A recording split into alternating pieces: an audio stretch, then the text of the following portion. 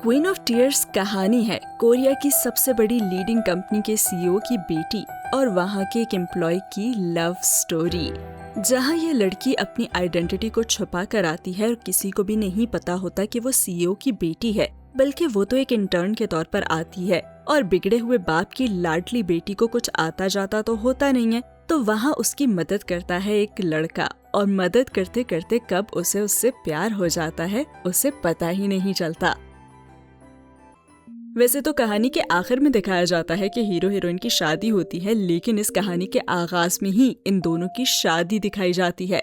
तो अब आप समझ ही सकते होंगे कि ये कहानी कितनी डिफरेंट होने वाली है। तो जो मोहब्बत नजर आ रही है, क्या वो सच में है या फिर आंखों का धोखा, ये जानने के लिए वीडियो पूरी देखिएगा। तो जनाब, हमें दिखाया जाता है योनू और होंग, इनकी शादी होती है। उनकी शादी के तकरीबन 3 साल बाद उनका एक इंटरव्यू हो रहा होता है, जहाँ पे वो दोनों अलग अलग अपनी कहानी सुनाते हैं कि आखिर उनकी आपस में मुलाकात कैसे हुई और मोहब्बत कैसे परवान चढ़ी। सबसे पहले योनू बता रहा होता है कि हमारी शादी तो सबसे अलग थी, क्योंकि कोरिया की सबसे बड़ी लीडिंग कंपनी के सीईओ की बेटी और उसको होता है प्यार एक एम्प्लॉय से, और फिर मुझे मेरा सच्चा प्यार मिल जाना, इसलिए मैं तो खुद को बहुत ही खुशकिस्मत समझता हूँ। और हाँ, हम तो बहुत खुश हैं। अब ये बात कहते हुए योनू के मुंह पर कुछ खास खुशी तो नजर नहीं आती, और वो ये भी साथ कहता है कि हम तो रोज सुबह साथ उठते हैं, एक साथ ब्रेकफास्ट करते हैं, एक साथ ऑफिस जाते हैं। जबकि हमें दिखाया जाता है कि वो तो दोनों अलग अलग रूम्स में सोते हैं, और जब ऑफिस भी जा रहे होते हैं तो एक का मुंह मशरिक होता है तो दूसरे का मगरिब। जबकि दूसरी तरफ होंग भी अपनी कहानी सुना रही होती है और कहती है, मैं तो 5 साल बाद अपनी एजुकेशन कंप्लीट करके जब आई तो मैंने तो अपनी आइडेंटिटी को छुपा दिया और मैं अपने ही पापा की कंपनी में इंटर्न के तौर पर आई थी। और योनू मेरी मदद हर जगह करता था और बहुत ही ख्याल करता था मेरा। वो क्या है ना कि लड़कियों को पता चल जाता है ना कि ये मुझे पसंद करता है, तो वो वाली वाइब्स इससे मुझे आती थी। जबकि दूसरी तरफ योनू ये बता रहा होता है कि मैं तो बस इसकी हेल्प कर रहा होता था, क्योंकि सब गॉसिप्स करते थे कि इसे तो कुछ आता जाता ही नहीं है, और अगर मैं भी इसकी हेल्प नहीं करता तो इसे तो इंटर्नशिप से निकाल दिया जाता, इसीलिए मैं इसे सब समझाता रहता था। और सीन जाता है 3 साल पहले, जब वो इंटर्न थी और वो उसकी मदद कर रहा होता है। योनू को बहुत ही बुरा लगता होता है जब उसे कुछ समझ नहीं आता और लोग उसका मजाक उड़ा रहे होते हैं। एक दिन वो उसके पास आता है और उसे कह ही देता है कि तुम क्या हर वक्त ब्लंडर्स ही करती रहती हो, क्या तुम ऐसा कोई रिकॉर्ड तोड़ने आई हो?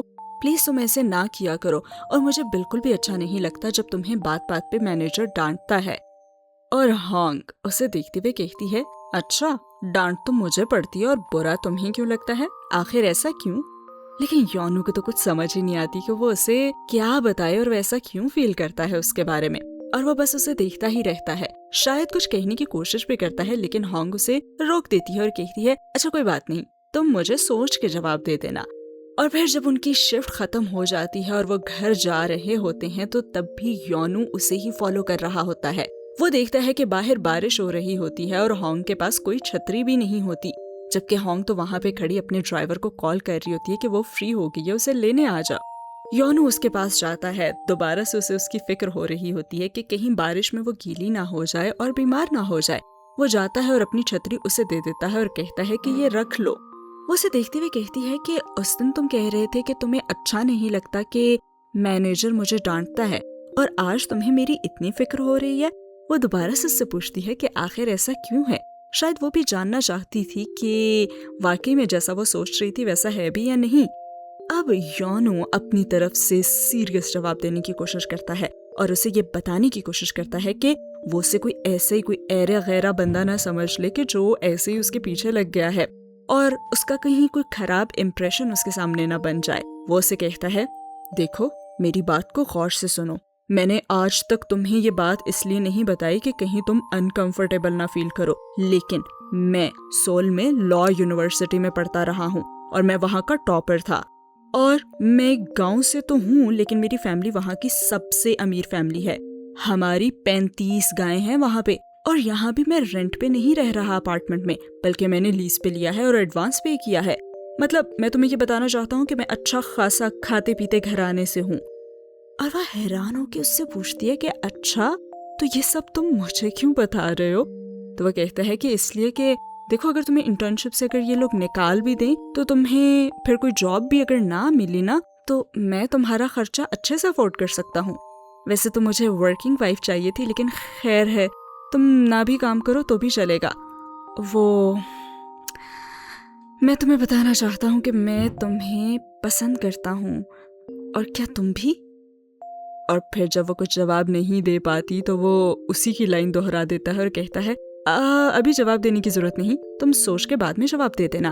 और देखो, ये छतरी रख लो, बीमार ना हो जाना, मैं चलता हूँ। और वो हंसते हुए बारिश में भीगता हुआ वहां से चला जाता है, और वो देखती ही रह जाती है कि मेरा तो ड्राइवर लेने आ रहा था मुझे। और फिर वो मुस्कुरा देती है। उसे योनु का ये सब कहना अच्छा तो लगता ही है। और फिर सीन आता है 3 साल बाद का, आज इंटरव्यू की तरफ। तो ऐसे आज वो इंटरव्यू में बता रही होती है कि योनु तो मुझे तब भी मोहब्बत करता था जब उसे पता ही नहीं था कि मैं सीईओ की बेटी हूँ। लेकिन हाँ, जब उसे पता चला तो उसने तो मुझसे बात करना ही छोड़ दी और वो वापस अपने गांव चला गया था। लेकिन मैं भी तो हार मानने वालों में से नहीं थी। मैंने उसे मैसेज किया कि मैं तुम्हारे घर के बाहर हूँ और तुम फौरन से आ जाओ। मैं उसके घर पहुंच गई, और वो भी सीधा हेलीकॉप्टर पर उसके घर के बाहर लैंड किया मैंने। जैसे ही उसने मुझे वहां देखा तो वो सारा डर और खौफ भूलकर वापस मेरे पास आ गया। आखिर मेरे बगैर रह भी तो नहीं सकता था ना।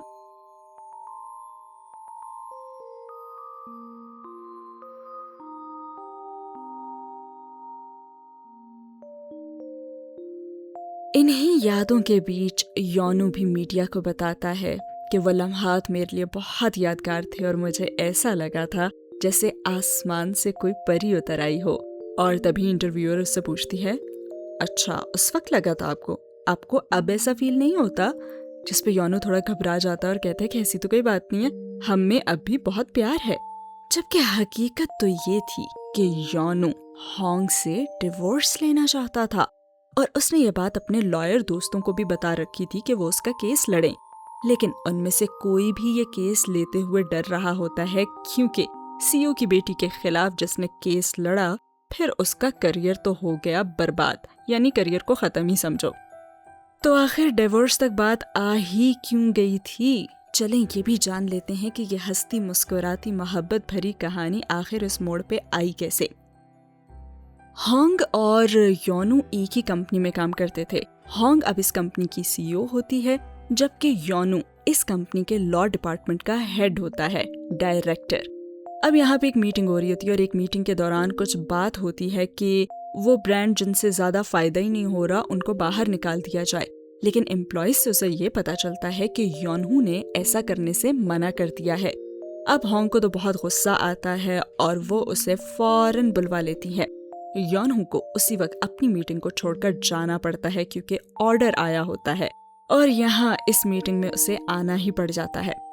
यहाँ योनु बहुत अच्छे से उसे एक्सप्लेन करता है कि इन छोटे ब्रांड्स को यहाँ से निकालने के बजाय हमें चाहिए कि इन ब्रांड्स की प्रमोशन करें, इनको हेल्प करें, ताकि इनको भी प्रॉफिट हो और उससे हमें भी प्रॉफिट हो। लेकिन जब होंग देखती है कि वो उसके डिसीजन के अगेंस्ट बात कर रहा है, तो वो गुस्सा करती है और कहती है कि हमने कोई एनजीओ नहीं खोल रखी कि हम दूसरों का ही फायदा सोचते रहें।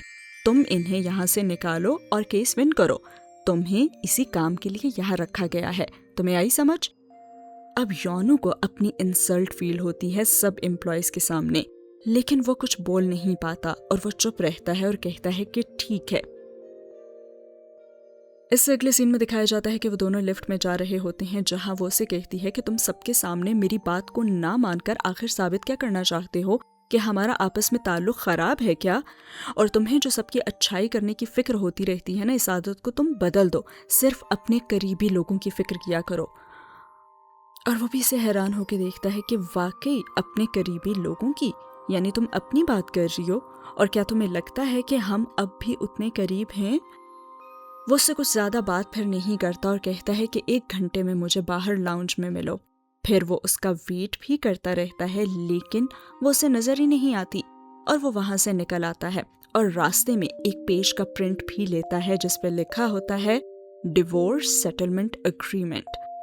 जब वो घर पहुंचता है तो देखता है कि उसके मैसेजेस आए होते हैं कि मैं तुम्हारा वेट कर रही हूँ यहाँ, लेकिन लगता है कि तुम तो आए ही नहीं हो।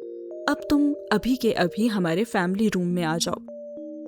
फैमिली रूम में हॉन्ग की माँ भी अपने ऑर्डर्स उसे देती है और कहती है कि अब हम वेट कर रहे हैं कि तुम लोगों का बेबी कब आएगा, और उसका सरनेम हमारी फैमिली का नाम पर ही होगा, तुम्हारे नाम पर नहीं, और तुम एक और डिग्री लेने के लिए मुल्क से बाहर जाओगे। यानी उसकी यहाँ पर कोई खास इज्जत नहीं करता होता और सब उसको ऑर्डर सुनाते होते हैं जैसे वो कोई इस घर का गुलाम होता है। अब वो काफी परेशान होता है, जैसे घर दामाद की तो कोई इज्जत है ही नहीं। और वहां से निकलते ही वो हॉन्ग से कहता है, क्या तुम इन हालात में भी चाहती हो कि हमारा बच्चा सफर करे और मैं अकेला यहाँ से चला जाऊं? और वो कहती है, हाँ चले जाओ अकेले, वैसे भी हमारे बच्चों को नौकर ही तो संभालेंगे। क्या ही फर्क पड़ता है तुम हो या ना हो। और वो हैरान हो जाता है कि इस कदर वो बदल चुकी है। वो एक बार फिर उससे पूछता है कि वाकई में तुम्हें मेरी औलाद चाहिए? तो वो कहती है कि हाँ, अगर जरूरत पड़ी तो। इस पे उसे गुस्सा आ जाता है और वह कहता है कि मुझे कोई भी इंटरव्यू तुम्हारे साथ नहीं करना और मैं झूठ बोल बोल के थक चुका हूँ। तुम तो वैसे ही मुझसे खुश नहीं हो, तो जाके सबको बता दो ना कि मैं तुम्हें खुश नहीं रखता, और भी बाकी सब बातें। अरे दिखावा करने की जरूरत ही क्या है?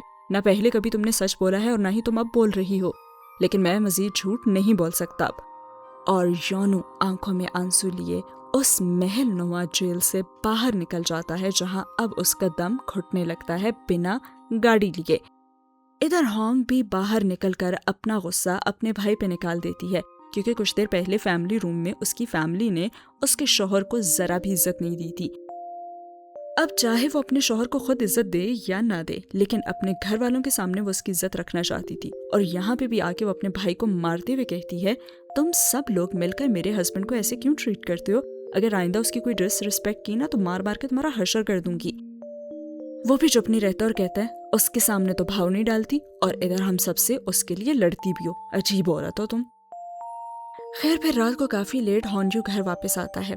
तब तक हॉन्ग भी जाग रही होती है और वो फौरन कमरे के दरवाजे की तरफ जाती है। दोनों दरवाजे के हैंडल पे हाथ तो रख देते हैं और एक दूसरे को महसूस कर रहे होते हैं कि वो यहीं पर मौजूद है, लेकिन कोई भी दरवाजा खोलने की हिम्मत नहीं कर पाता। और फिर हॉन्जू उदास अपने कमरे में चला जाता है। उसे मिस भी कर रहा होता है, लेकिन फिर भी वहां नहीं जाता। जबकि यहाँ हॉन्ग आज के इंटरव्यू की पिक्चर्स देख रही होती है और वो हॉन्जू की पिक्चर्स को जूम कर करके बार बार देख रही होती है और सोचती है कि हैंडसम तो आज भी ये बहुत है और क्यूट भी।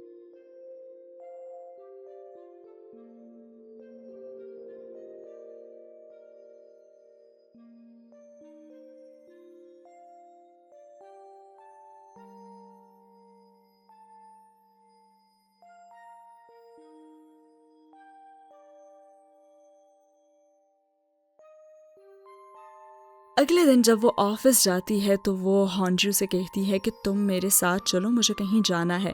लेकिन हॉन्जू का मूड बिल्कुल भी अच्छा नहीं होता और वो इनकार कर देता है और गुस्से से कहता है कि मैं तुम्हारे साथ कहीं भी नहीं जाना चाहता।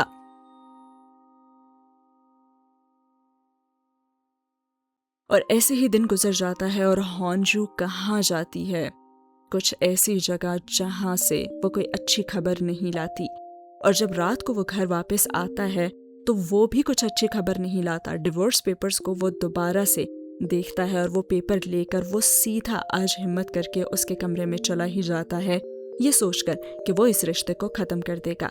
जैसे वो उसके कमरे में जाता है तो वो सामने ही खड़ी होती है, पेपर हाथ में लिए। वो उससे कहता है कि मुझे तुमसे कुछ बात करनी है, लेकिन वो उसे रोक देती है और कहती है कि पहले मैं बोलूंगी, मुझे भी कुछ बताना है तुम्हें। और वो चुप करके उसे सुनने लगता है और वो सीधा कहती है, मैं मरने वाली हूँ। तुम्हें पता है आज दिन को मैंने जब तुम्हें अपने साथ जाने को कहा था तो तुम्हें पता है मैं कहाँ गई थी? मैं डॉक्टर के पास गई थी। उसने मेरी रिपोर्ट्स डिस्कस करनी थी और मुझे ये बताया है कि मैं बहुत बीमार हूँ और मैं मरने वाली हूँ और बस 3 महीने बचे हैं मेरे पास। बस मैं 3 महीने की मेहमान हूँ। और योनू को तो यकीन ही नहीं आता। वो उसे कहती है कि खैर मेरी बात खत्म हुई, अब बोलो तुम्हें क्या बताना था। लेकिन योनू तो कुछ बोल ही नहीं पाता। वो उस पेपर को अपने पीछे छुपा लेता है और कहता है कि नहीं, अब मेरी किसी बात की कोई वैल्यू नहीं है जो मैं कहने आया था तुमसे। और वो चुप हो जाता है और फिर काफी इमोशनल भी हो जाता है और अपना फैसला फौरन से बदलते हुए कहता है कि मुझे तुमसे सॉरी कहना था, जो आज हुआ उसके लिए भी और हर उस चीज़ के लिए जो हमारे दरमियान हुई। मैं तुम्हें कभी दुख नहीं दूंगा। ऐसे कैसे कह सकती हो कि तुम्हारे पास सिर्फ 3 महीने हैं? मैं तो तुम्हारे बगैर रह ही नहीं सकता। अरे मैं कैसे जीऊँगा तुम्हारे बगैर? मैं तुमसे बहुत मोहब्बत करता हूँ।